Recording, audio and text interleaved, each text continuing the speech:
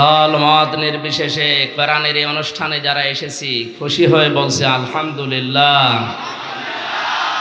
নবীজি বলেন এমন সময় আসবে দুনিয়াতে আগুন হাতে রাখার চাইতে ঈমান নিয়ে টিকে থাকা আরো কঠিন হয়ে যাবে। আমরা অনেকে এখানে যারা আছি জানি যে ওযু ভেঙে যায় 7টা কারণে। কয় কারণে? নামাজ ভেঙে যায় 19টা কারণে। মানুষের আমল কাজ ভেঙে যায় 2টা কারণে। ঈমানও যে ভেঙে যায় 10টা কারণে, অনেকে জানে না। পৃথিবীর প্রতিটি ইবাদত নষ্ট হওয়ার, ভেঙে যাওয়ার, ব্যর্থ হওয়ার পেছনে কিছু না কিছু কারণ আছে। ঈমান ভেঙে যাওয়ার পেছনে কারণ কয়টা? বলেন বলেন। এর ভেতরে 4 নাম্বার কারণ হচ্ছে যে লোকটা বিশ্বনবী বাদ দিয়ে অন্য কাউকে আদর্শ হিসাবে গ্রহণ করে ওর ঈমান ভেঙে যায়। এটা তো আমি বানালাম নাকি? হ্যাঁ, পৃথিবীতে একজন মানুষকে আল্লাহ উসওয়াতুন হাসানা বলে ঘোষণা দিয়েছেন, লাকাদ কানা লাকুম ফি রাসূলিল্লাহি উসওয়াতুন হাসানা।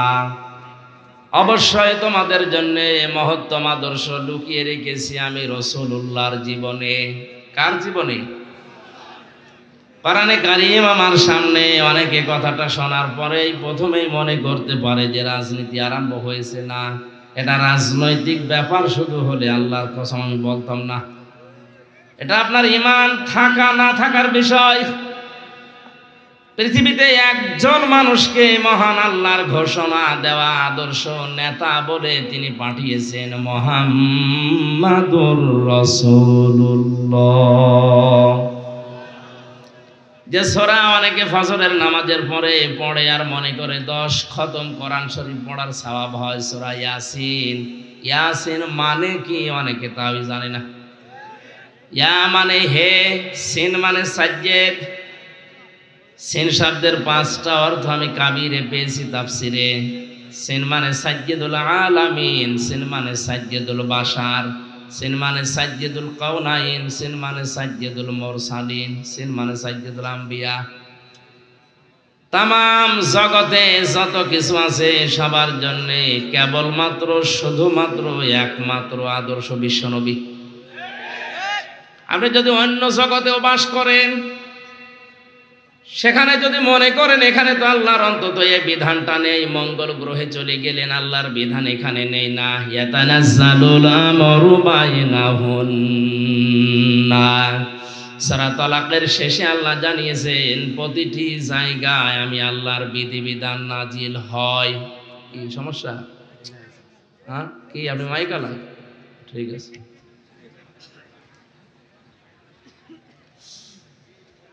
স্থির ভাবে শোনেন তো। 10 ঘন্টা কথা শোনা লাগবে না, হাফ ঘন্টা শোনেন, কিন্তু বোঝার মতো করে শোনেন। আপনি মঙ্গল গ্রহে বাস করেন, মনে করছেন এখানে তো কোরআন শরীফ নেই, এখানে ইয়াসিন সূরাও চলে না, সুতরাং এই জায়গায় আমি অন্য কাউকে আদর্শ মেনে চলবো না। এই জন্য সাজ্জেদুল আলামিন দিয়েছেন বহু বছর। যত আলম আল্লাহ বানিয়েছেন সেখানেও যদি বাস করেন ওই জায়গায় আপনাকে বিশ্ব নবী আদর্শ মানা লাগবে। 2 নাম্বার সাইয়্যিদুল বাশার। বাশার মানে মানুষ। মানুষ পদবাচ্য যারা বিবেচিত যে আমি মানুষ, তার জন্য একমাত্র আদর্শ বিশ্ব নবী। তাফসীরের এই কথাগুলো দিয়ে বোঝা যায় নবী মুহাম্মদুর রাসূলুল্লাহকে বাদ দিয়ে কেউ যদি দুনিয়ায় অন্য কাউকে আদর্শ হিসাবে গ্রহণ করে ওর ঈমান ভেঙে যায়, নষ্ট হয়ে যায়। ভেঙে যাওয়া ওযু দিয়ে নামাজ হয়? বুঝে বলেন, নামাজ হয়? 7টা কারণে যে ওযু ভাঙে, মনে করেন একটা কারণ পাওয়া গেল, মনে করছেন 6টা তো পাওয়া যায়নি, মাত্র একটা পাওয়া গেছে। এই ওযু দিয়ে অন্তত হাফ নামাজ হবে। হবে? নামাজ ভেঙে যাওয়ার কারণ 19টা। 1-2টা হয়তো আপনার পালন হয়নি, 17টা পালন হয়েছে। নামাজ হবে, 2টা সওয়াব হবে। বলেন বলেন। পুরাটাই নিরো জিরো, শূন্য, কিচ্ছু হবে না। এটা যেমন সহজে বুঝে ফেলেছেন, আল্লাহর ঘোষণা দেওয়া একমাত্র নেতা মুহাম্মদুর রাসূলুল্লাহ, তাকে বাদ দিয়ে আজ পৃথিবীতে যারা অন্য কাউকে নেতা মেনে চলে, ওর ঈমান জান্নাতে যাওয়ার মতো না, ভেঙে গেছে। কিছুদিন আগে একটা জরিপ পেয়েছিলাম, এদেশে ৯৬% মুসলমান আমরা দাবি করছি ঠিক, কিন্তু ১০০ জনের ১৫ জন শুধুমাত্র কেবলমাত্র বিশ্ব নবীকে আদর্শ নেতা মানে, আর ৮৫% অন্য কাউকে মানে। এই জরিপ অনুযায়ী এদেশে ৯৬% মুসলমান মিলছে না, মাত্র ১৫%। কারণ নবী বাদ দিয়ে অন্য কাউকে মেনে নিলে ওর আদর্শ যদি হয়, তার ঈমান আর থাকে না, নষ্ট হয়ে যায়। সেই হিসাবে আপনি নামাজ পড়লেও শেষ, রোজা রাখলেও ব্যর্থ, অন্য আমল তো বাদই দিলাম। আশা করছি কথা আপনার মগজে ঢুকিছে। এখন এটা বোঝার পরও যদি কেউ না বোঝার ভান করে থাকে, আমার মনে হয় রে বুখারী শরীফ দিয়ে হবে না, বাকারী শরীফ লাগবে। বলেন বোঝেননি কে এখানে? বলেন তো কে সহজ বিষয় বোঝেনি? আমি এখনো বুঝিনি। আসে আপনাকে আগে বুঝিয়ে তারপরে সামনে যাচ্ছে। আর যদি বলেন না বুঝে ফেলেছি, যে আমার ঈমান যদি টিকিয়ে রাখতে হয়, আমি মুসলমান আছি না গেছি, এটা যদি প্রমাণ করতে হয়, একমাত্র আদর্শ এখন থেকে মরণ পর্যন্ত আমার হয়ে থাকবে মুহাম্মদুর রাসূলুল্লাহ। এখন রাসূলুল্লাহ আদর্শ হবেন কার জন্য? আল্লাহ আয়াতের পরে ৩টা শর্ত দিয়েছেন। লিমান কানা ইয়ারজুল্লাহা ওয়াল ইয়াউমাল আখিরা ওয়া যাকারাল্লাহা কাসীরা। ১ নম্বরে দুনিয়াতে যে কোনো কাজ করে ও আশা করে আমার আল্লাহর কাছে। লিমান কানা ইয়ারজুল্লাহ, আমি আল্লাহর দিকে যে লোকটা ফিরে আসে, রাজা ইয়ারজিউ মানে ফিরে আসা, আল্লাহর কাছে আশা করে ফিরে আসে। পৃথিবীর যে কোনো দিকেও যেতে পারে, কিন্তু যখনই স্মরণ হয় আল্লাহর কথা, ফিরে আসে তাড়াতাড়ি করে। এ কথাটা বলা যত সহজ, প্র্যাকটিক্যাল লাইফে মিলানো অত সহজ না। ওয়াল ইয়াউমাল আখিরা, কিয়ামতে জবাব দেওয়া লাগবে, টেন্ডেন্সি তার তৈরি হবে। আমার যতটুকু বিশ্বাস, এটা যদি বাংলাদেশে ১০০% তৈরি হয়ে যায় যে আমার কিন্তু জবাব দেওয়া লাগবে, এদেশে কিয়ামতের আগে আর মিথ্যা মামলা হবে না। অথচ জেলখানাগুলোতে খোঁজ নিয়ে দেখেন, ১০০ জনের ৭০ জন মানুষ তার মামলা সম্পর্কে কিছুই জানে না। আমিও তো আমার মামলা সম্পর্কে কিছুই জানতাম না। ৩টা বছর আমার জীবন থেকে একটা ঘরের ভেতরে কেটে গেল। অথচ যে ছেলেটা আমার নামে মামলা দিয়েছে, ওর বাড়ি সিরাজগঞ্জে, ওর নাম নাকি তরবারি সাকিব। ও বেটা ধান কাটে, কাঁচি দিয়ে ধান কাটতে কাটতে মাথা গেছে বিগড়িয়ে, বাসের মাথায় উঠে চলে গেছে ঢাকায়। সংসদের সামনে দিয়ে হাঁটছিল, পুলিশ ধরে বলছে কি করিস? সংসদ ভেঙে ফেলবো কাঁচি দিয়ে। হ্যাঁ, আমির হামজার ওয়াজ শুনে উদ্বুদ্ধ হয়েছে। আমি কি এমন ওয়াজ করল?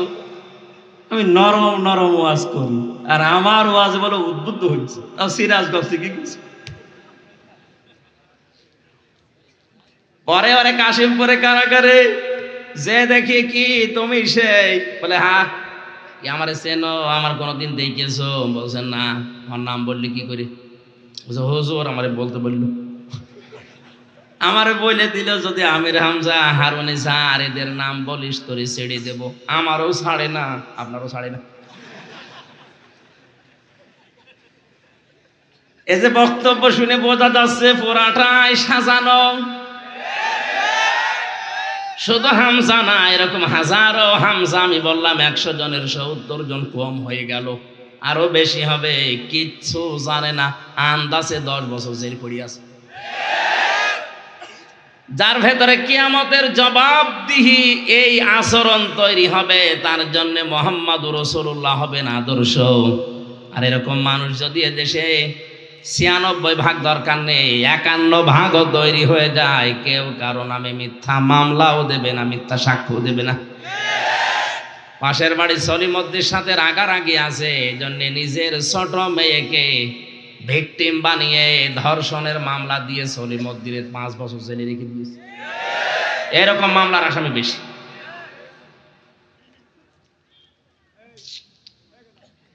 তিন নম্বরে যাকারাল্লাহ কাসীরা, তাদের জীবনের সবচাইতে বেশি আলোচনা থাকবে আল্লাহর। কার?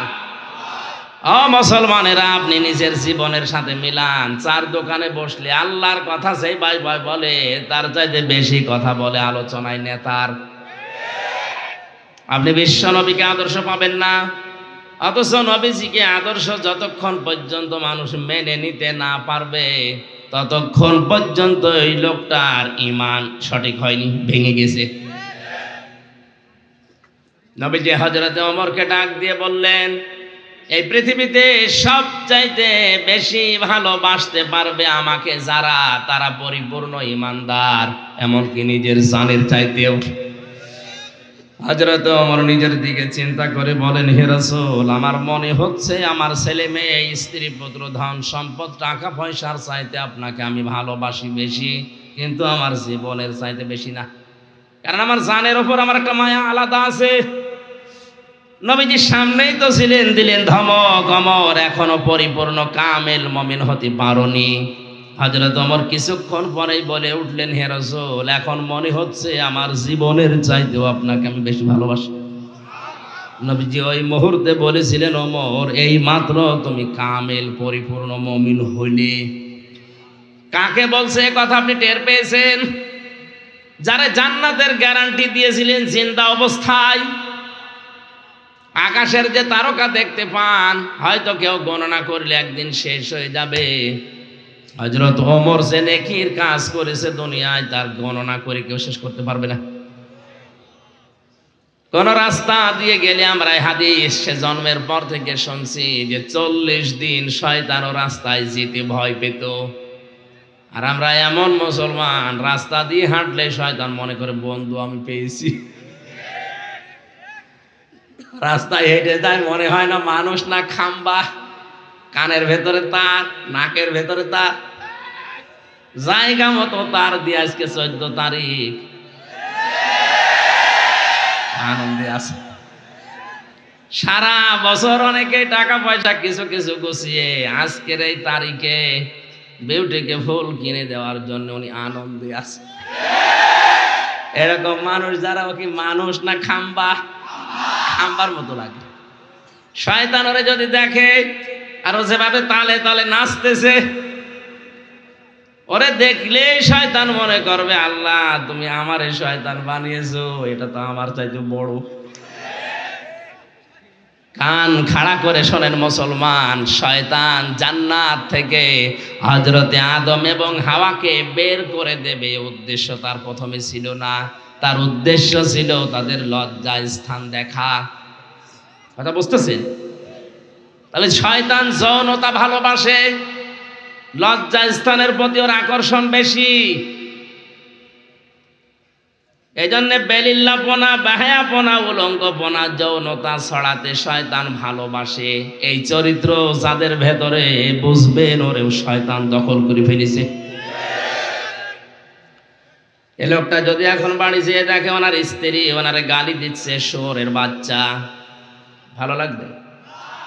রাগ হবে না? না, কথা বুঝে বলেন। ওনারা যদি কুকুরের বাচ্চা, শুকুরের বাচ্চা বলে গালি দেয়, বউ রাগ করবে না? ভালো তো লাগবে না মনে করেন? রাগ করলে উনি নিজেও পাগল। কারণ চিন্তা করা দরকার যে আমার যে বউ শিক্ষিতা, ধার্মিক, আজ পর্যন্ত এই 20 বছর তার সাথে সংসার করি, কোনোদিন আমার মুখের উপরে মুখ তুলে কথা বলে না, এত মার্জিত, ভদ্র, শরীফ।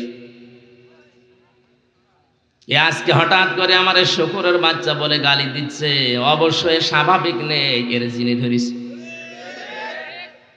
উনি যদি জ্ঞানী হয়ে থাকে এইটাই মনে করা লাগবে যে এর জিনে ধরিছে, ভূতে ধরিছে। আপনি যখন যৌনতায় শরীর, পরিবার, সমাজ ভাসিয়ে দিবেন, বুঝবেন আপনি আর স্বাভাবিক নেই, আপনাকেও শয়তান দখল করে ফেলেছে।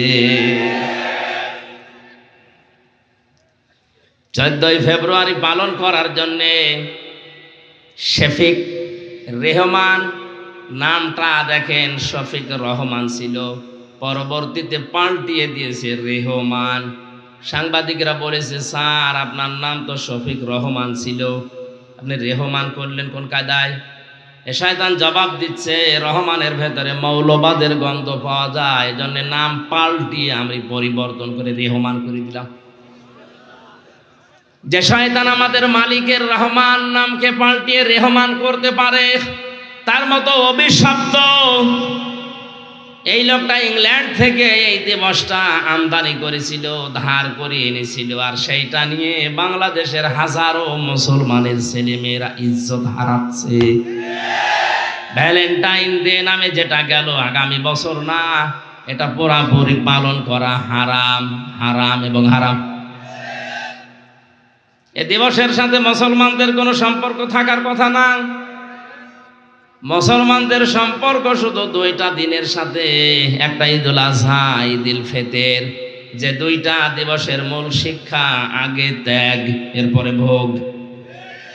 ঈদুল ফিতরে আপনি 1 মাস রোজা রেখে শুধু মরণের খাওয়া খাবেন হবে না, আগে সাদকা দেন, ফিতর দেন, দান করেন, যাকাত দেন। গরিব মানুষ ফিতর নিয়ে সেমাই কিনে খেয়ে হাসবে, ওই হাসি দেখে আপনি আনন্দ করবেন। কথা বলেন এখন। ঈদুল ফিতরের শিক্ষা কি? আগে ত্যাগ এরপরে ভোগ।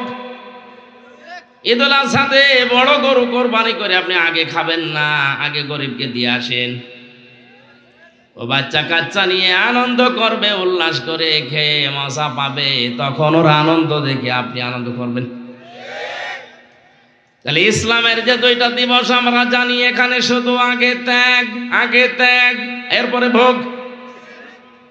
এই ছাড়া যত দিবস আমরা আমদানি করি, বানাই, সবগুলোতে খাবো নেব, খাবো নেব। এই ভ্যালেন্টাইন ডে নামে যেটা চলছে, এটা কি ত্যাগের কিছু আছে না খাবো নেব? হয় নিজে খাবেন না প্রেমিকাকে খাওয়াবেন, এ শুধু এইগুলোই চলছে। এই জন্য দিবস যারা পালন করছে, অনেকে ইবাদত মনে করে পালন করে, মনে করে এই দিন যদি বেশি ভালোবাসা দিয়ে থাকি তো সারা বছর মনে এরকম চলবে। কিছু ভ্রান্ত ধারণা এদেশে আছে, আজকের আয়াতে ওইগুলো আছে, ইনশাআল্লাহ আমি সামনে যাব। আমি কথা বলছিলাম, পৃথিবীর বহু মানুষের ইমান যে এখন ভেঙে নষ্ট হয়ে যাচ্ছে, ও লোকটা জানেও না আমার ইমান আছে না গেছে। রাসূলুল্লাহ আমাদের একমাত্র আদর্শ, উনি উসওয়াতুন হাসানা, এ পৃথিবীতে আর কেউ না।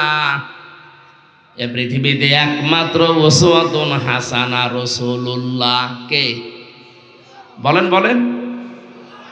হ্যাঁ, অনেক আলেম হয়তো এদিকে নিয়ে যায় যে সাহাবীরা না, কারণ সাহাবীদের নামের আগে পরে উসওয়াতুন হাসানা আপনি কোরআনে পাবেন না।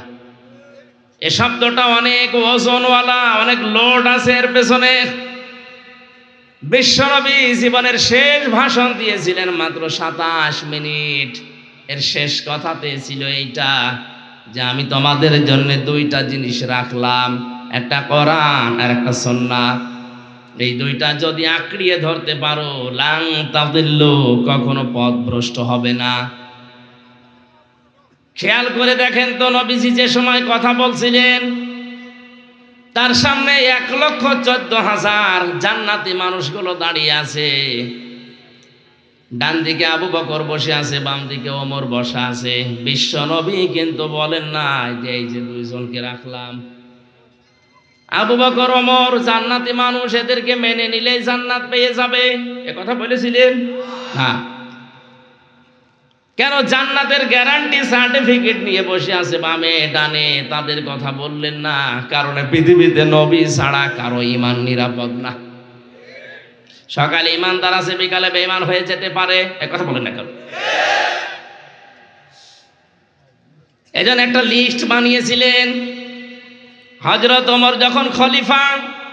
মাঝে মাঝেই হুযায়ফাকে ডাক দিয়ে বলতেন, ভাই নবীজি ইন্তেকালের আগে একটা লিস্ট দিয়েছে মুনাফিকদের, যে মদিনাতে এই এই লোকটা মুনাফিক, ওই লিস্টের ভেতরে দেখো তো আমি ওমরের নামটা আছে কিনা। হযরত হুযায়ফা ইবনুল ইয়ামিন রাদিয়াল্লাহু তাআলা আনহু চোখের পানি ফেলে দিয়ে বলেন, ভাই ওমর খলিফাতুল মুসলিমিন। কি বলেন আপনি? আপনার নাম মুনাফিকদের লিস্টে থাকবে মানে? হযরত ওমর ওই দিন বলেছিলেন, হুযায়ফা আমি নবীর মুখে শুনেছি এ দুনিয়াতে নবী ছাড়া কারো ঈমানই নিরাপদ না। কখন কে বেঈমান হয়ে যায় বলা যায় না। বিশাল আল্লাহর ওলি মনে হচ্ছে, ও বিকালে যে বেঈমান হবে না ওর কোনো গ্যারান্টি নেই।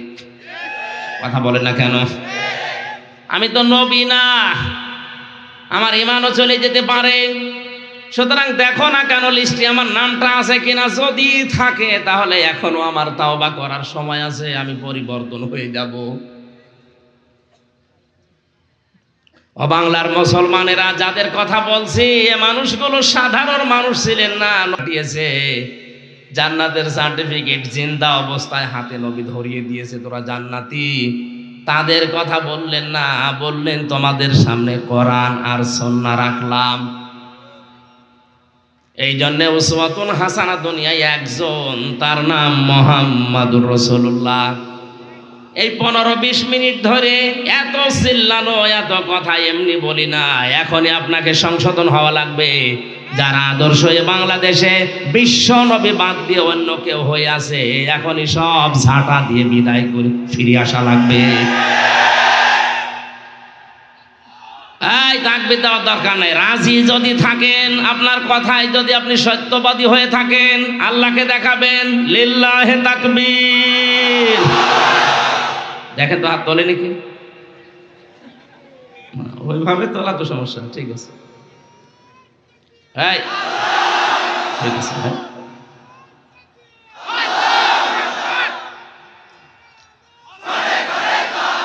বন্ধ করুন ভাই।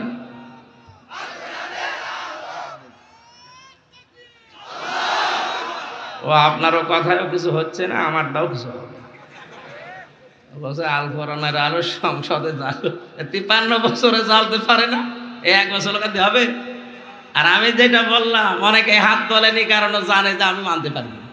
এসেছি ওয়াজ শোনার জন্য শুনেছি, তাহলে আমিও এসেছি বলার জন্য বলে চলে যাবো নাকি? এই জন্যে ওয়াজ দেওয়ার দরকার নেই, এই ট্র্যাডিশন তৈরি করার দরকার নেই। আমাদের যদি পরিবর্তন না আসে, কিয়ামত পর্যন্ত এটা হয়েই যাবে আর আমরা শুনিয়েই যাব।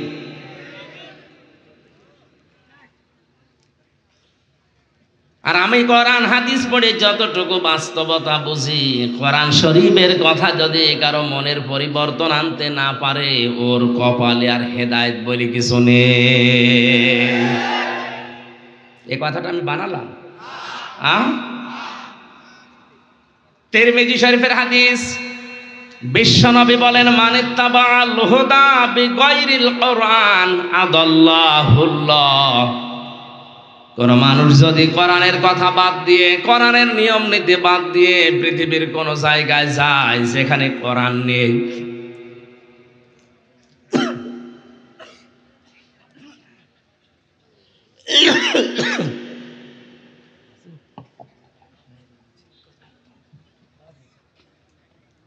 জিকির করে সুবহান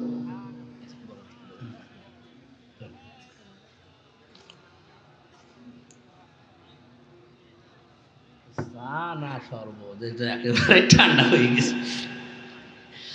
মনে হচ্ছে যে রওশনের স্বাদের মতো ঠান্ডা হয়ে গেছে, আর জীবন যাওয়ার কিছু নেই। চাচা এর সাথে মরণের আগে শুনেছিলাম কে জানে, ওনারে যে বলছে চলেন হাসপাতালে, আপনি অসুস্থ। বলছে কই? আপনি অসুস্থ। জোর করে হাসপাতালে ভর্তি করে বলছে বলেন যে আমি অসুস্থ। বলছে না আমি অসুস্থ না। আপনি অসুস্থ। পানির একটা ছোট বোতল রাখেন, কাজে লাগবে।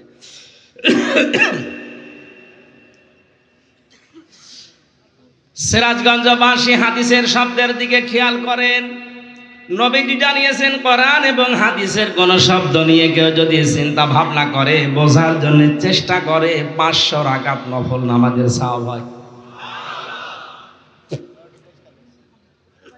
এখন দাঁড়িয়ে হয়তো 500 রাকাত নফল নামাজ আপনি পড়তে পারবেন না, কিন্তু এই হাদিসের কথাটা যদি বোঝার চেষ্টা করেন আর যদি মেনে নিতে পারেন, তো সোনায় সোহাগা, আল্লাহর কসম আপনার আমল নামায় বাড়ি যাওয়ার আগে 500 রাকাত নফল কবুল হওয়া নামাজের সওয়াব লেখা হয়ে যাবে। হাদিসের মূল কথা ছিল আদাল্লাহুল্লাহ। এই যে গ্রামার যারা জানে মাওলানা কুদ্দুস সহ, আদাল্লাহ ইউদিল্লু বাবে ইফআল থেকে এসেছে শব্দটা। যদি দল্লা ইয়াদিল্লু দিতেন তাহলে বাংলা অর্থ আসতো আপনি নিজেই নিজেকে গোমরা করে ফেলেছেন। আদাল্লাহ শব্দটা আসার কারণে বাংলা অর্থ দাঁড়িয়েছে আপনি হয়তো ভালো হওয়ার নিয়তে কোনো জায়গায় গিয়েছিলেন, কিন্তু কোরআনে কারিম সেখানে ছিল না, কোরআনের কর্মসূচি ওই জায়গায় চলে না। এই জন্য আল্লাহ নিজে দায়িত্ব নিয়ে আপনাকে গোমরা বানিয়ে দেবে।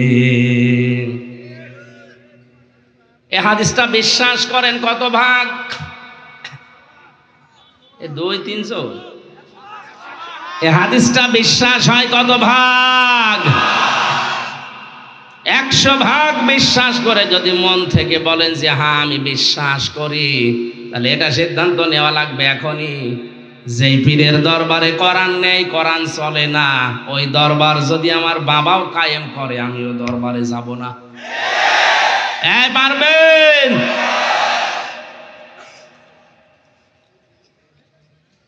সাথে আর একটা কথা জুড়ে দিলাম,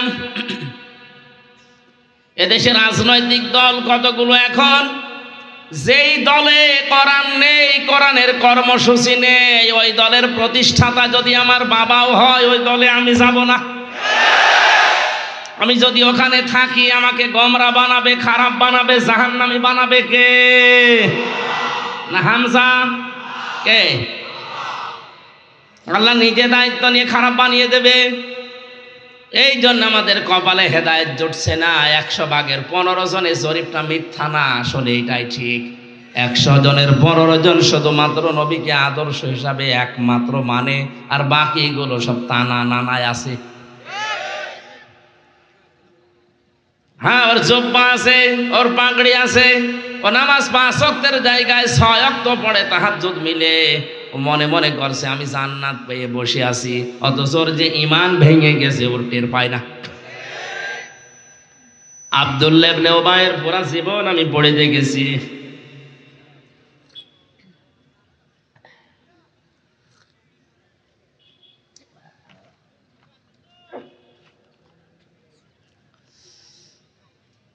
লোকটার পুরা জীবন আমি পড়তেছে, আমার চোখে শুধু একটা ভুল ধরা পড়েছিল, ওর নামাজ, রোজা, দাড়ি, টুপি, পাগড়ি, দস্তরখানা বিছিয়ে খাবার খাওয়া, খাবারের পরে মিষ্টি খাওয়া, নবীজির পেছনে নামাজ পড়া, সব পেয়েছি।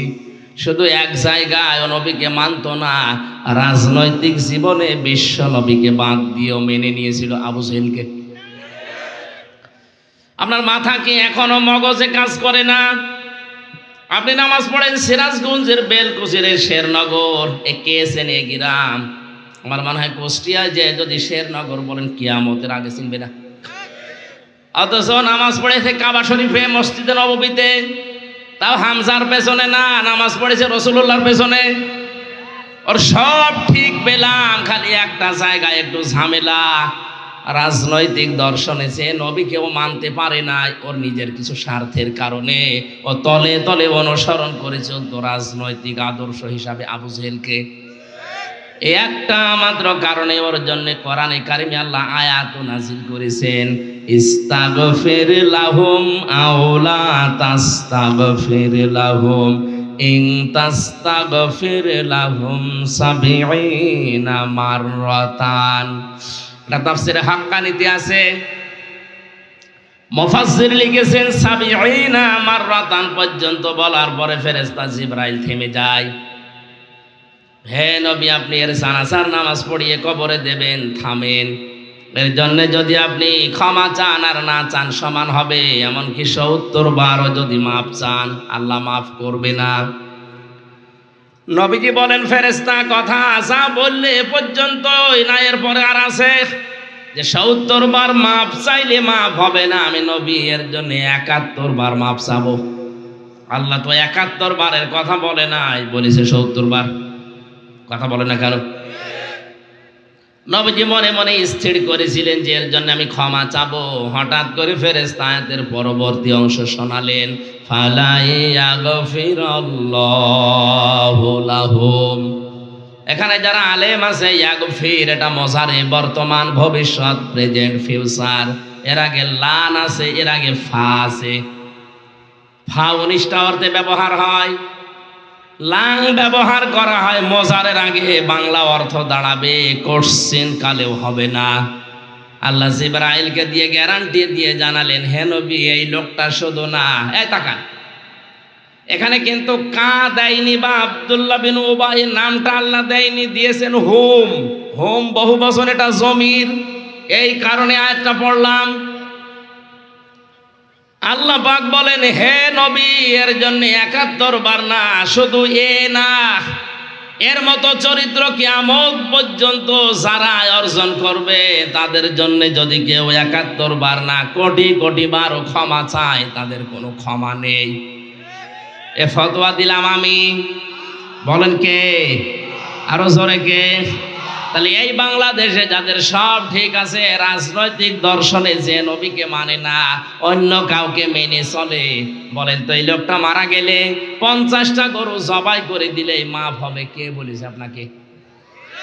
তাহলে কোরআনের এই আয়াত তো ভুল হয়ে যাবে। কথা বলেন ঠিক কিনা? আমি আশা করছি আপনি বুঝেছেন এই বাস্তবতা। এরপরেও নবীজিকে আমার আল্লাহ শেষ কথা জানিয়েছেন, ওয়ালা তুসাল্লি আলা আহাদিম মিনহুম মাতা আবাদা ওয়ালা তাকুম আলা কবরি।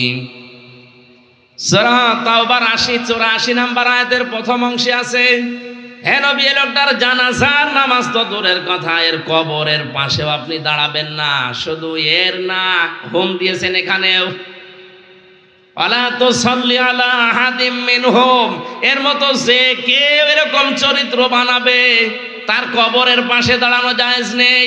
অথচ সারা জীবন কমিউনিস্ট আন্দোলন করে, মরে গেলে হুজুর নিয়ে জানাজা পড়িয়ে কবরে দিয়ে দোয়া করাচ্ছে, মনে হচ্ছে জান্নাতুর বাবার ও ঠিকাদারি নিয়েছে। এগুলো সব ভণ্ডামি চলছে ভারত, বাংলাদেশে, পাকিস্তানে। ওগুলো যদি হয় কোরআন শরীফ মিথ্যা হয়ে যাবে। এই জন্য আপনাকে সাবধান করছি, সাবধান হন। তেলাওয়াত কিন্তু আয়াতে ওই কথাগুলো আল্লাহ দিয়েছেন সাবধান বাণী হিসাবে। আমরা কোরআনে কারিমের তাফসিরে প্রবেশ করছি, তাফসির আকারে। জবান খুলে পড়েন, আউযু বিল্লাহি মিনাশ শাইতানির রাজিম, বিসমিল্লাহির রহমানির রহিম,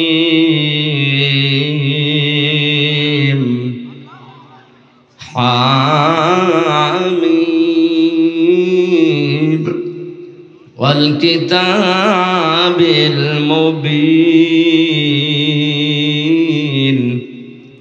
ইন্না আনজালনাহু ফি লাইলাতিন মুবারাকা, ইন্না কুন্না মুনজিরিন। এ পর্যন্ত থাক। সূরা দোখান 44 নাম্বার সূরা কোরআনে কারিমের, মক্কায় আল্লাহ নাজিল করেছেন। 59টা আয়াত আছে, 3টা রুকু আছে। প্রথম থেকে 6টা আয়াত আমরা পড়েছি। কোন আয়াত থেকে তাফসির শুনতে হলে চিন্তা করা লাগবে ওই আয়াতের মূল বক্তব্য কি। আল্লাহ রাব্বুল আলামিন এই আয়াতগুলোর মূল বক্তব্য হিসাবে জানিয়েছেন সতর্কতা। কি বলেন? বলেন। যাদেরকে দিয়ে সতর্ক করবেন তাদের নাম দিয়েছেন মুরসিলিন, তারা রসুল। এখন রসুল নেই, রসুলের নায়েব আছে, তার ভেতরে আমি একজন। কি আমি মিথ্যা কথা বলছি? আর যাই থাক, ভাঙ্গা চড়া হিসাবে আমার নামের আগে অন্তত আলেম লিখা আছে। আর নবী যে জানিয়েছেন, আল উলামা ওয়ারাসাতুল আম্বিয়া, যারা আলেম তারা আমি নবীর নায়েব ওয়ারিস। জোরে বলে। জাহান্নামের ভেতরে একটা জায়গা আছে যেখান থেকে ধোঁয়া উৎপন্ন হয়, গারামা বলা হয়। এখান থেকেই তাদখিন, যেটা বাংলায় আমরা বলি ধূমপান, বিড়ি। ধূম মানে ধোঁয়া, পান মানে খাওয়া। তাহলে ধোয়া খাওয়া এটা অনেকেই মাকরু বলে উড়িয়ে দিতে পারে না, এটা যে হারাম। ওয়ায়ুহিল্লু লাহুমুত তাইয়্যিবাতি ওয়া ইউহাররিমু আলাইহিমুল খাবাইস। সূরা আরাফের 157 নম্বর আয়াতের মাঝের অংশে আছে, আল্লাহ বলেন আমি নিজেই শুধু শরীয়ত প্রণয়ন করিনি, আমার নবীকে আমি আল্লাহ শারিহ বানিয়েছি, তিনিও শরীয়ত প্রণেতা। তিনি সমস্ত পবিত্র জিনিসকে হালাল করেছেন তোমাদের জন্য, আর যত অপবিত্র নাপাক অখাদ্য কুখাদ্য এগুলো হারাম করেছেন। কে বলছেন? তাহলে আয়াত দ্বারা প্রমাণ হয় নবীজি শারিহ, শরীয়ত প্রণেতা। তিনি হ্যাঁ বললে হালাল, না বললে হারাম। এ কথা মানেন তো? বলেন বলেন। ধোঁয়া যারা খাচ্ছেন, বাস্তবে কিছু জিনিস তো ক্ষতি আছে। হ্যাঁ, এখানে আরেকটা মাসলা দরকার। আলেম যারা আছেন বলছি, আন্দাজে কিছু দেখলেই একবারে হারাম বলবেন না। হারাম হওয়ার জন্য কমপক্ষে 3টা শর্ত লাগবে। কয়টা? 3টা শর্ত না পেলে আন্দাজে যা তা হারাম বলা না। আপনি হারাম বলে যদি পুষিয়ে দিতে না পারেন, সেটা আপনি নিজে হারাম হয়ে যাবেন। এই যে অনেককে কাফের বলে ফতোয়া দেওয়া হয়, যদি লোকটা কাফের প্রমাণ করা না যায়, নিজে কিন্তু কাফের হয়ে মরার সম্ভাবনা বেশি। কোন নেককার, কোন মুহসিনা, কোন নিরপরাধ, অজ্ঞাত এরকম কোন মহিলা যে বিষয়ে জানে না, তার উপরে যদি কেউ জেনার তহমত দেয়, ব্যভিচারের আঘাত হানেছে, ব্যভিচারিয়ে জেনা করেছে, ওই মহিলা যদি সত্যি ওই কাজ না করে থাকে, আর আপনি যদি 4 জন সাক্ষী জোগাড় করতে না পারেন, তাহলে আপনার শাস্তি দুনিয়ায় 2টা, আর মরণের পরে যা হবে এটা আল্লাহ জানে। সূরা নূরের 4 নম্বর আয়াতে আল্লাহ জানিয়েছেন, ওয়াল্লাযীনা ইয়ারমুনাল মুহসানাতি সুম্মা লাম ইয়াতু বিআরবা'তি শুহাদা ফাজলিদুহুম 80 ওয়ালা তাকবালু লাহুম শাহাদাতান আবাদা। কোন মুহসিনা নেককার এরকম মহিলার প্রতি যদি কেউ জেনা ব্যভিচারের তহমত লাগায়, আর 4 জন সাক্ষী যদি প্রমাণ করতে না পারে, 1 নাম্বার শাস্তি হচ্ছে ওই লোকটার ওকে 80টা চামড়ার চাবুক দিয়ে বেত মারা লাগবে। কয়টা? বলেন বলেন। 2 নাম্বার হচ্ছে যতদিন বেঁচে থাকবে, ওয়ালা তাকবালু লাহুম শাহাদাতান আবাদা, ওর সাক্ষী আর কোর্টে কাছারিতে কোনো বিচারে সালিশে আর গ্রহণ হবে না, ওর সাক্ষী শেষ। কত বড় শাস্তি আপনি টের পাচ্ছেন? একজন নিরপরাধ মানুষের উপরে যদি মিথ্যা তহমত দেওয়া যায়, 2টা শাস্তি তার জন্যে। 80টা বেত মারা লাগবে তার চামড়ার চাবুক দিয়ে, আর জীবনেও তার সাক্ষী গ্রহণ করা হবে না। এটা যদি আজ বাংলাদেশের সূরা নূরের এই 4 নম্বর আয়াতটা আমার মনে হয় সংসদে যদি কায়েম থাকতো, এই দেশে হাজার হাজার মিথ্যা মামলায় মানুষ খালাস পেয়ে যেত। কারণ আপনার সাক্ষীটা গ্রহণ হবে না। একবার যদি প্রমাণ হয়ে যায় যে আপনি মিথ্যা সাক্ষী দিয়েছেন, মিথ্যা কথার তহমত লাগিয়েছেন, লোকটা কিছু জানতো না, আপনার জীবনের মতো সাক্ষী দেওয়ার কাজ শেষ। আমার বিষয়টা যেহেতু ওইদিকে না, আমি যেটা বোঝানোর জন্য বলছিলাম, তাদখিন, এটা বাংলা অর্থ হচ্ছে বিড়ি বা ধূমপান। কিয়ামতের আগে আল্লাহ বিশাল একটা ধোঁয়া সৃষ্টি করবেন, সব অন্ধকার হয়ে যাবে, শুধুমাত্র আলো থাকবে তাদের কাছে যাদের কাছে এই কোরআন ছিল। কারণ কোরআনের এক নাম আলো বা নূর। কি নাম? বলেন বলেন। আল্লাহ রাব্বুল আলামিন বলেন, হামিম ওয়াল কিতাবিল মুবিন। হামিম এটার অর্থ আল্লাহ ছাড়া কেউ জানে না। কেউ কেউ বিভিন্ন তাফসীর করার চেষ্টা করেছে, আমরা ওদিকে যাব না, কারণ আমরা নিজেরা জানি না। আল্লাহু আ'লামু বিমুরাদিহি, এর আসল অর্থ জানেন আল্লাহ। ওয়াল কিতাবিল মুবিন, আল্লাহ বলেন স্পষ্ট কিতাবের কসম। কিসের? শব্দটার দিকে তাকান তো, ওয়া দেওয়ার পরে আলিফ লাম আছে। আমি আলেমদেরকে বলছি, দেখি এনারা কি পড়েছে, ওয়াল কিতাবিল মুবিন আলিফ লাম দিয়েছে। আল্লাহ মনে হয় খেলা করার জন্য হ্যাঁ,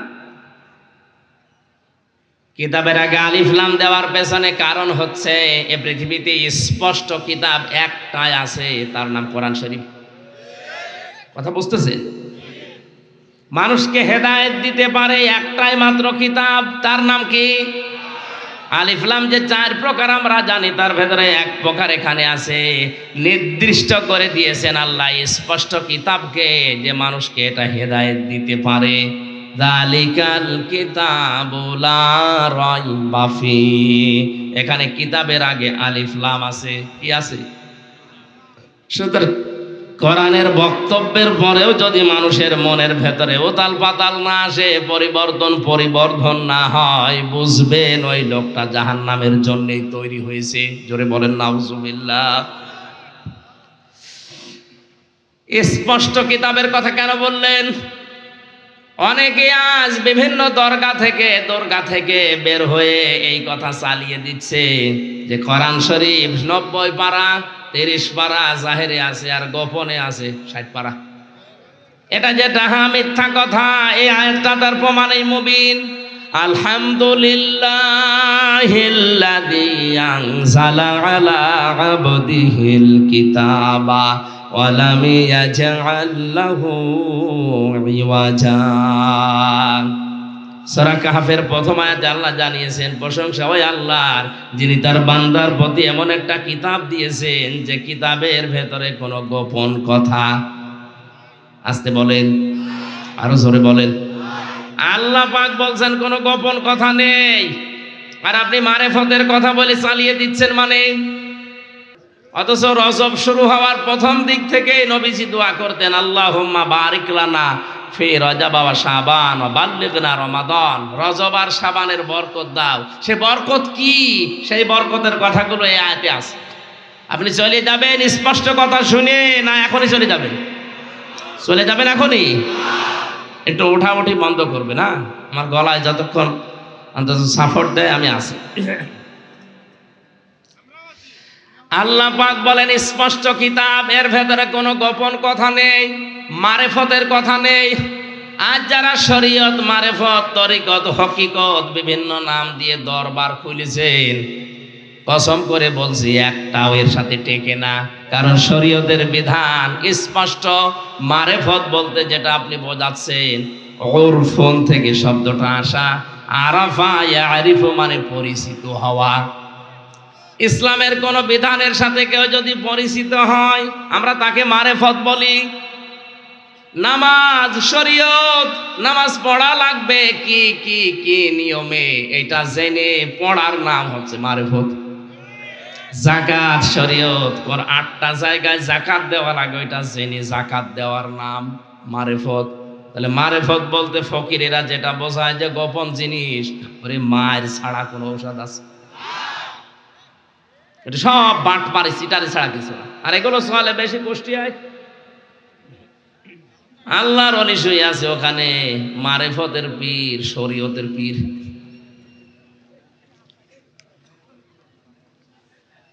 কোরআনে কোনো গোপন কথা নেই, কোরআনে যা আছে সব স্পষ্ট কথা। এই কারণেই কোরআনের কাছে যারা আসে ওরা আর গোপনেও থাকতে চায় না, ওরা ওপেন হতে চায়। কিছু কিছু মানুষ এই দিনকালের অবস্থা দেখে বলে, হুজুর দিনকাল ভালো না, গোপনে আসি। গোপনে আসি মানে?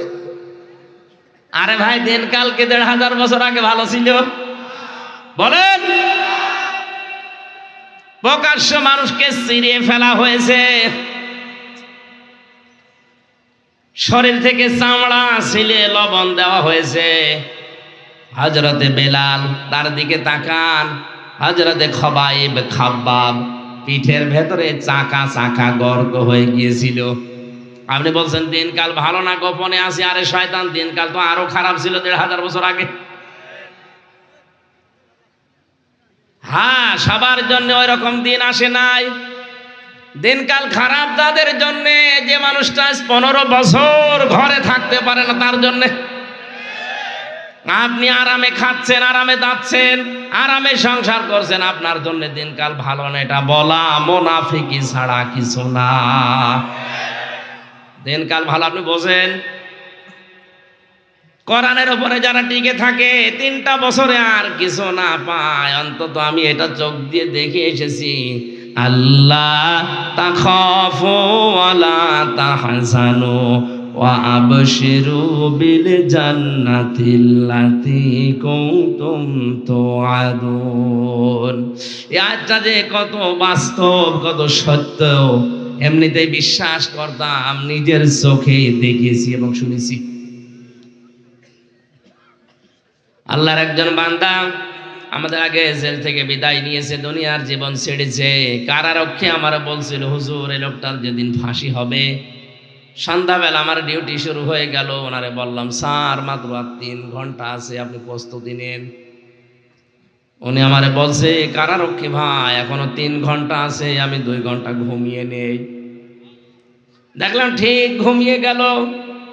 9টার সময় ওনারা ডাক দিলাম, ওঠার পরে গোসল করে ওযু করে নামাজ 2 রাকাত পড়ে আমারে বলছে, চলেন।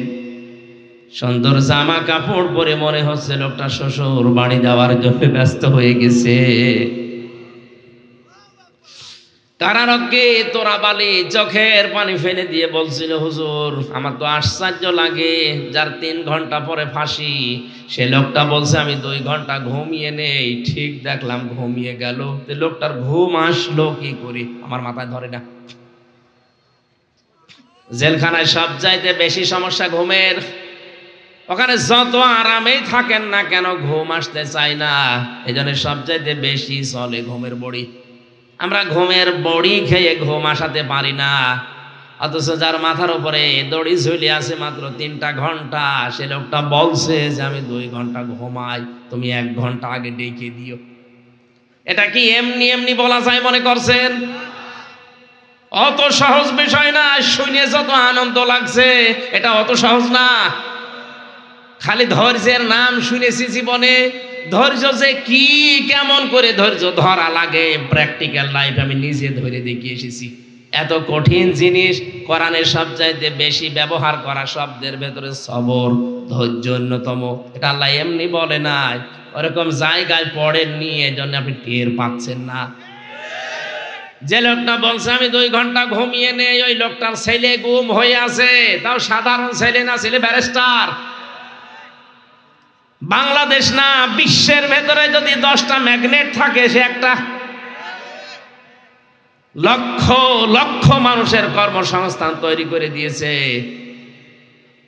এত বড় পর্যায়ে যে লোকটা আছে, তার মাত্র 3টা ঘন্টা জীবনে বাকি আছে, ও 2 ঘন্টা ঘুমিয়েছে এমনি না। এই আয়াতটা বলছে, আল্লাহ তাখাফু ওয়ালা তাহজানু।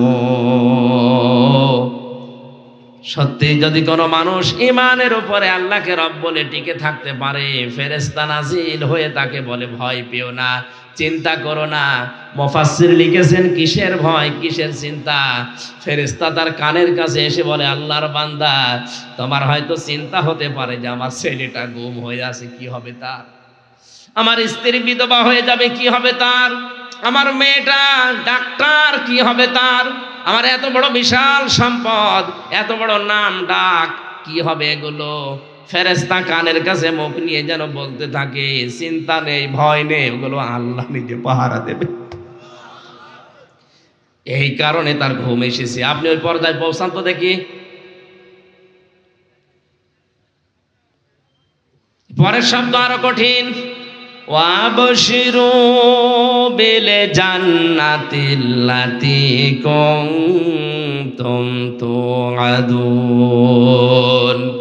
আল্লাহ পাক বলেন, ফেরেশতারা কানের কাছে মুখ নিয়ে কথাও বলতে থাকে, কোনো ভয় নেই, কোনো চিন্তা নেই, ওগুলোর চিন্তা টেনশন সব আল্লাহ নিয়েছে। তুমি জান্নাতের সুসংবাদ গ্রহণ করো, ওই তাকাও, তোমার জান্নাত দেখা যাচ্ছে।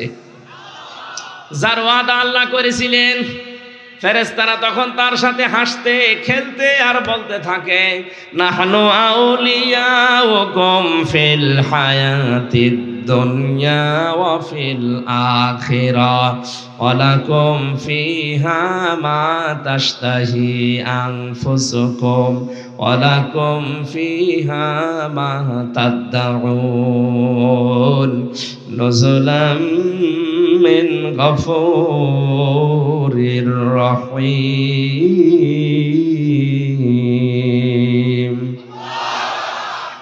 আমরা দুনিয়ায় তোমাদের বন্ধু ছিলাম, নয়তো তোমরা টিকে থাকতে পারতে না। এখনো তোমাদের বন্ধু আছি, জান্নাতে পৌঁছিয়ে দেওয়ার আগ পর্যন্ত তোমাদের পেছন থেকে আমরা যাব না। এমন জান্নাতে পৌঁছিয়ে দেব যেখানে চাওয়ার আগে জিনিস পাওয়া যায়। বাড়ি যেয়ে বলবেন সুবহানাল্লাহ। আমার কথা ছিল কি, যেই মানুষগুলো কোরআনের কাছে আসে, এটা যেহেতু ওপেন কিতাব, গোপন না, এই জন্য এর কাছে যারা আসবে বুঝে শুনে, তারা আর গোপন থাকতে চায় না। দুনিয়া একদিকে চলে গেলেও তারা ওপেন হতে চায়। হযরত ওমর যেদিন কোরআনের কাছে এসেছিলেন, ডাক দিয়ে বললেন, হে নবী, এ কোরআন সত্য না মিথ্যা? নবীজি সঙ্গে সঙ্গে জবাব দিয়েছেন, এটা হক, আমার আল্লাহর বাণী, এটা সত্য কথা। হযরত ওমর বলেন, হে নবী, সত্য জিনিস গোপনে থাকবে কেন? আপনি আমারে অনুমতি দেন, আমি এই সত্য কোরআনের পক্ষে একটা মিছিল করে আসি। তিনি মিছিল নিয়ে কাবার চত্বরের দিকে গেলেন। লিল্লাহে তাকবীর, লিল্লাহে তাকবীর, লিল্লাহে তাকবীর। ঘরের জানালা দরজা খুলে কাফেরেরা দেখে মিছিলের সামনে হযরত ওমর। তাড়াতাড়ি জানালা দরজা বন্ধ করে বলছে, দরকার নেই, ওর সামনে গেলে মাথা থাকবে না। আজও যারা ইসলাম নিয়ে বান্দরামি করছে, আমি নাম নিলাম না, এই ষড়যন্ত্রকারীদের মুখোশ কিন্তু উন্মোচন অলরেডি হয়ে গেছে। আপনারা থামেন, সুযোগ দিচ্ছে যা বাংলার জনগণ সুযোগ দিচ্ছে, থামেন। এভাবে যদি করতে থাকেন, 64 জেলা থেকে এক একজন ওমর যদি বের হয়, অর্থ পাবেন না।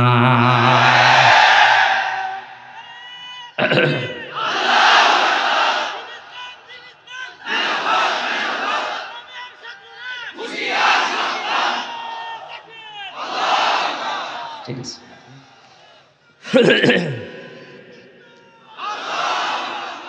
সূক্ষ্ম সূক্ষ্ম কয়েকটা ষড়যন্ত্র আমার প্রায় 34টা ধরা পড়েছে আমার এই ছোট মেধায়। এই যে আব্দুল কুদ্দুস ভাই একটা বইও নিয়ে এসেছেন, ধরিয়ে দিয়েছে। এটা যদি শুধু সিলেবাসে থাকতো, কসম আল্লাহর কিছু বলতাম না।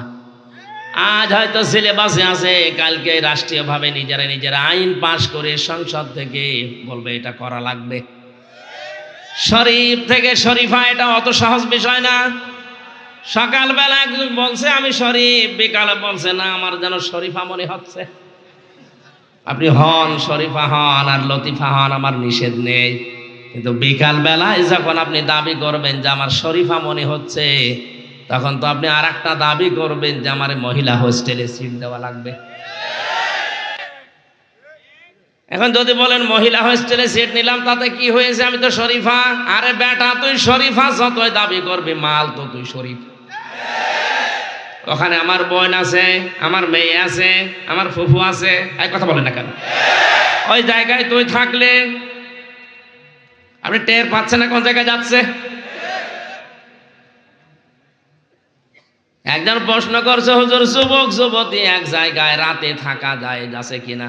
জায়েজ বলা দূরের কথা, তুই এক জায়গায় থাকবি? ওর প্রশ্ন ছিল এটা যে হুজুর, যুবক যুবতী রাতের বেলা এক জায়গায় ঘুমানো যায় যাচ্ছে। ঘুমানো যায় যাচ্ছে, আপনি তো ঘুমাবেন না, ঘুমাবেন? শরীফ থেকে শরীফা হয়ে আপনি কি ঘুমাবেন? কথা বলেন। এটা যদি একবার কায়েম করে ফেলতে পারে, কি হবে আপনার বোনের, আপনার মেয়ের, আপনার ফুফুর? শুধু আমারটা হবে, আপনি টের পাচ্ছেন না? আগামী তো জারজ দিয়ে দেশ ভরে যাবে। আর এখন ট্রান্সজেন্ডার নামে নাম দিয়ে হিজড়াদের চালাতে চায়। কে বলেছে হিজড়া এটা শারীরিক সমস্যা?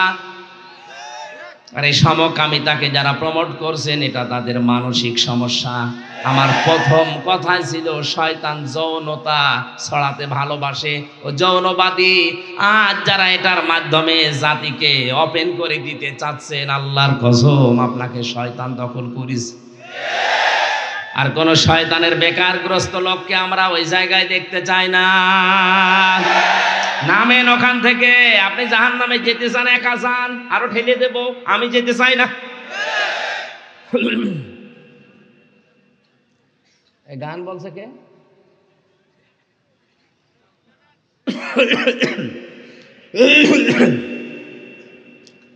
কোরআনে কারিম আছে স্পষ্ট কিতাবের কাছে আসলে আর কেউ গোপন থাকতে চায় না, ওপেন হতে চায়।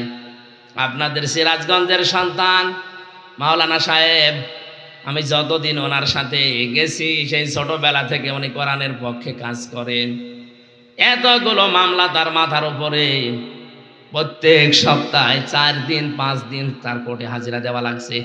এই মুরব্বী মানুষটা একজন আলেম, তার পায়ের সাথে বেড়ি লাগানো, তার ডান্ডা বেড়ি, হাতের পেছনে হ্যান্ডকাপ লাগানো, মাজায় দড়ি দিয়ে, মুখের উপরে বুলেট প্রুফ যে হেলমেট দিয়ে বুকের উপরে বুলেট প্রুফ জ্যাকেট লাগিয়ে নিয়ে যাওয়া হচ্ছে। মনে হচ্ছে কি করে এসেছে, অথচ বাংলাদেশে 20 জন মানুষ পরিচিত হলে উনি একজন। আপনি যা করছেন, আপনি ওনার পায়ের ধোলার দাম দিতে পারবেন? লোকটার মর্যাদাও জানেন না। নিজের দেশের লোক ভিক্ষা পায় না, তাই আপনার এই জেলা থেকে একটু পার হয়ে কুষ্টিয়ায় যাক, এমনিতেই 1 লাখ মানুষ দেখার জন্য আসবে। মাঝে মাঝে আমারে বলতো, হামজা আমি আর পারি না, আমার এত বয়স হয়ে গেছে, আমি মুরব্বী মানুষ, আমার নাকি বেড়ি দিয়ে নিয়ে যায়। তাও এমনিতে বেড়ি দিলে তো হয়তো ডান্ডা বেড়ি দিয়ে পেছনে হাতের সাথে ওইটা বাঁধলে হাত এমনি কেটে যায়। মাজায় দড়ি দেওয়া দেখেছি গরু ছাগলের গলায়, আর কোর্টে যেয়ে দেখলাম আলেমদের মাজায় দড়ি দিয়ে অনেকে টানতেছে। এত কিছুর পরেও লোকটাকে গোপনে কথা বলে না কেন? 3 বছর পরে আমার মনে হচ্ছে এখনো আরো ওপেন। এখানে কোরআনের কাছে যারা আসে, কোরআন যেহেতু স্পষ্ট, কেউ আর গোপন থাকতে চায় না। কোরআনের সাথে আছি, কোরআনের কথা বলে যারা গোপনে আছে এরা টাটকা নির্ভেজাল মুনাফিক। নতুন নতুন সাবজেক্ট 2-3 মিনিট 5 মিনিট করে ছাড়ে, আর কথা পায় না। এত বড় বড় আলেম, নামের আগে ডক্টরেট ডিগ্রি নিয়ে বসে আছে। উনি আমার আলোচনা কাট করে, মিজানুর রহমানের আলোচনা কাট করে, সাইদি সাহেবের আলোচনা কাট করে 2-3 মিনিটের জাতির কাছে শোনাচ্ছে ওনারা এই ভুল করেছে। এত বড় বড় ভুল তোমার চোখে ধরা পড়ে না? আমি যেটা হাদিসের ব্যাখ্যা করেছি, হ্যাঁ তোমার মতের সাথে না মিলতে পারে, কিন্তু আমি তো একটা মত শ্রদ্ধা করি, ওই মতটা বললে তোমার অসুবিধা কি? আর যেটা কোনো মতের সাথেই নেই, সেই মতের ব্যাপারে কোনো কথা নেই, 5-8টা গোলাম হয়ে বসে আছে, আমার নামের আগে ডক্টর লিখা।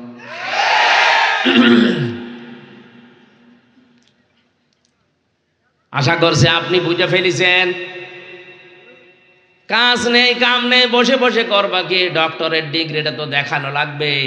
এই কাটসাট করে 1.5 মিনিট 2 মিনিটের বক্তব্য তখন দেয় জাতির কাছে, উনি এই বলিছে এই বলিছে। এটা নতুন কিছু তথ্য নিয়ে আসো তো কোরআন থেকে। আমি তো 34টা পেয়েছি, এখন বলতে গেলে আমার গলা সাপোর্ট করলে আমি বলতাম সবগুলো। কণ্ঠ সাপোর্ট করছি না, কণ্ঠ ভেঙে যাচ্ছে, এই জন্য বলছি না। যতটুকু আমি পেরেছি, আপনার মতো অত বয়স হলে আমি আরো পারতাম। আপনি তো আমার দাদার বয়সী। আমার যদি এখন 33 বছর বয়স হয়, আপনি তো 80 বছরের বয়স। শেষ করে দেব না চালাবো? চালালে তো সমস্যা, আমি তো মরে যাবো। আপনি গরু দিয়ে চাষ করে খাবেন, গরু যদি মরে যায়।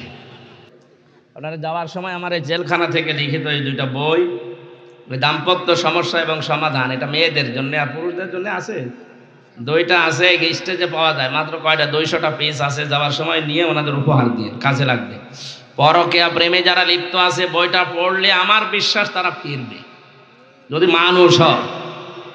আর যদি ওই সংসদে গান গাইছে ওর মতো হয়, তা 4-5টা পাল্টিয়ে ওর এখন হচ্ছে। সে তসলিমা নাসরিনাও বলেছে, এ দেশে কোনো পুরুষ মানুষই নেই, যে করবো কি? পুরুষ মানুষ নেই, এগুলো কি? চাচা এরশাদ 80 বছর বয়স স্ট্যাটাস দিত যে এখনো আমার যৌবন অটুট। ও মহিলা কি চাচা এরশাদকে দেখেনি? এইরকম লোক দরকার ছিল। ঢন্ডায় যারা আছেন, পরকীয়া প্রেমে লিপ্ত যারা, আসক্ত যারা, এটা একটা ক্যান্সারের মতো। যারা ব্লু ফিল্ম দেখে, উলঙ্গ নাচ দেখে, এটা একটা ক্যান্সার। মানসিক ক্যান্সার থেকে মুক্ত হওয়ার জন্য, পরকীয়ায় আসক্ত থেকে ফিরে আসার জন্য বইটা খুব দামি। যাওয়ার সময় নিয়ে স্ত্রীকে উপহার দেবেন, আর মেয়েরা যদি নিতে পারেন স্বামীকে বলবেন এটা তোমাদের জন্য, পড়ো, কাজে লাগবে।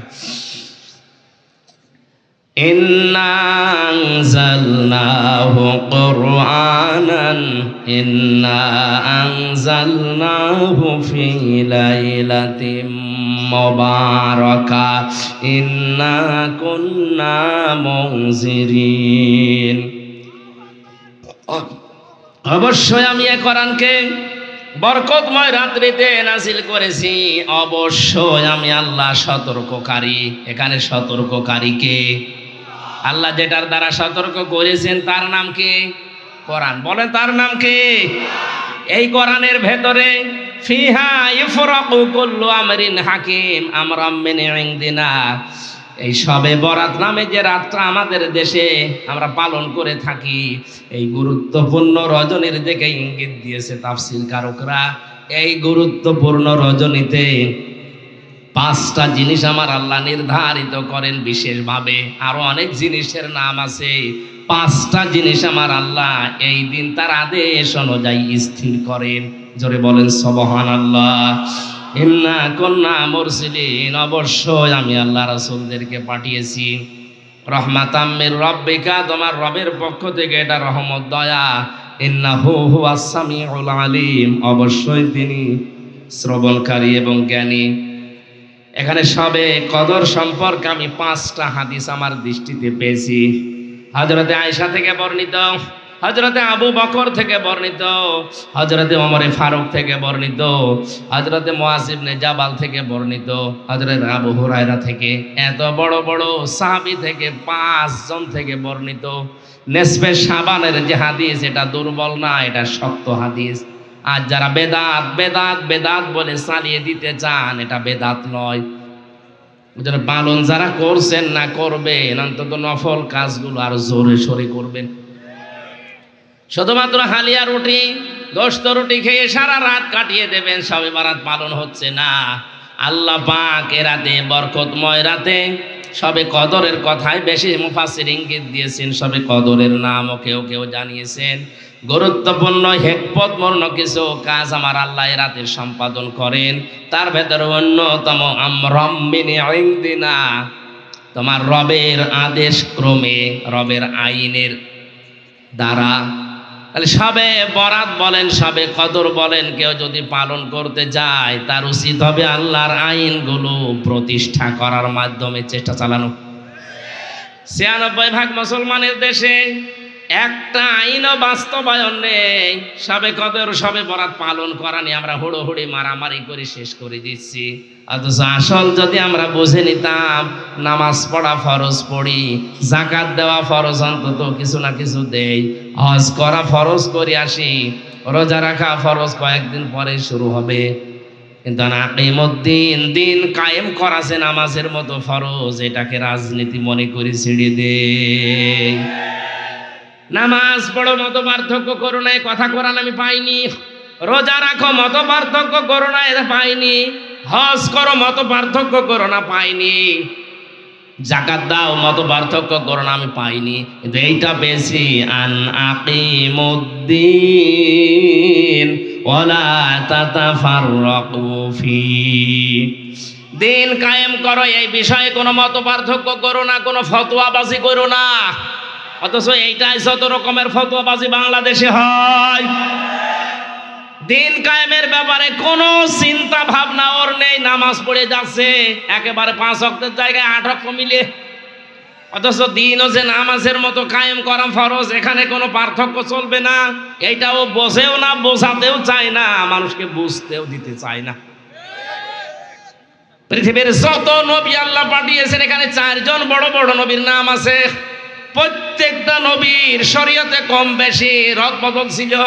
কোন নবীর শরীয়তে এইটা ছিল, পরের নবীর শরীয়তে এটা ছিল না। কিন্তু প্রতিটি নবীর শরীয়তে এইটা ছিল, জানাকিমুদ্দিন, দিন কায়েম করো। কারণ দিন যদি কায়েম না হয়, এমন এমন বিধান আছে ইসলামের যেটা এককভাবে মানা সম্ভব না। বাংলাদেশে যতদিন দিন কায়েম না হবে, ইসলামের এমন বিধান আছে যেটা ওয়াজ করে নসিহত করে বন্ধ করা সম্ভব না। কিয়ামত পর্যন্ত ওয়াজ করে জেনা বন্ধ হবে? আরো জোরে। সুদ বন্ধ হবে, ঘুষ বন্ধ হবে। এটা বন্ধ করা ওয়াজের দ্বারা সম্ভব না, এটা আইন করতে হয়। যেন আমরণ, আমরণ মানে আইন, আমরণ মানে আদেশ। আমি আল্লাহ এরাতে গুরুত্বপূর্ণ কিছু আইন, আমার আদেশগুলো আমার নিজের সিদ্ধান্তে বাস্তবায়ন করে থাকি। 5 প্রকার মানুষের নাম আছে, এরাতে আল্লাহ তাদেরকে মাফ করে না, বাকি মানুষকে তিনি মাফ করে দেন। 1 নাম্বার যে মানুষগুলো শিরিক করে, 2 নাম্বার যারা কুফরি করে, 3 নাম্বার যারা মা বাবার অবাধ্য সন্তান, 4 নাম্বার যারা বুড়ো জিনাখোর। আর বাংলাদেশে এটা দিন দিন বাড়ছে। কয়েকদিন আগে তাকান, আমি নাম নিলাম না, তাড়াও দিয়েছে। আজ অধিকাংশ বুড়া মানুষের ঘর থেকে, অফিস থেকে মেয়ে লোকের কান্নার আওয়াজ পাওয়া যাচ্ছে। এজন্য বুড়ো জিনাখোর যারা আছেন, থামেন। নিজের শরীর চলে না, ইন্ডিয়া হারবাল, কলকাতা হারবাল কাজ দিয়ে চালাচ্ছে। বুড়ো জিনাখোরদের সবে বরাতেও মাপ নেই। 5 নাম্বার যে মানুষগুলো মা বাবার অবাধ্য সন্তান, জোরে বলেন নাউজুবিল্লাহ। আল্লাহ আমাদেরকে আয়াতগুলো আমাদের প্র্যাকটিক্যাল লাইফে মেনে নেওয়ার তৌফিক দিন, আমিন।